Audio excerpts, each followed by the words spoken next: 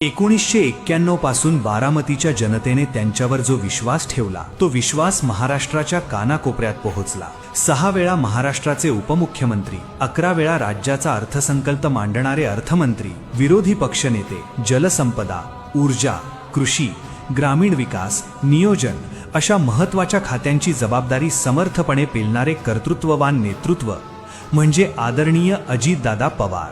पण दादांची खरी ओळख पदांमध्ये नव्हती। पहाटे 6 वाजता मंत्रालयात पोहोचणाऱ्या कार्यसंस्कृतीत, वेगवान निर्णयक्षमतेत आणि काम होणार असेल तर हो, नाही तर नाही या स्पष्ट भूमिकेत होती। दादांनी विद्याप्रतिष्ठानच्या माध्यमातून बारामतीला शिक्षणाची नवी ओळख दिली।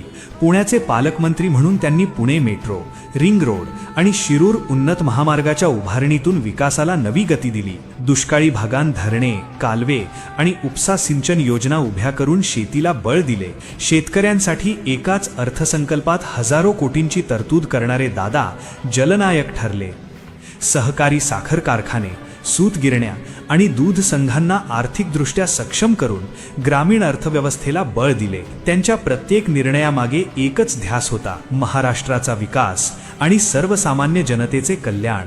म्हणूनच महाराष्ट्र त्यांना केवळ उपमुख्यमंत्री म्हणून ओळखत नाही, तर त्यांना ओळखतो महाराष्ट्राच्या विकासाच्या गतीचे प्रतीक म्हणून, आधुनिक बारामतीचे शिल्पकार म्हणून आणि प्रेमाने महाराष्ट्राचे दादा म्हणून।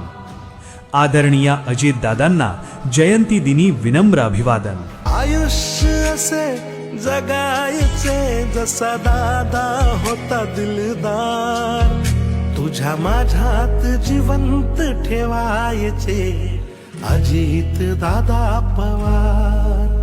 तुझ्या माझ्यात आता पेरायचे अजित दादा पवार।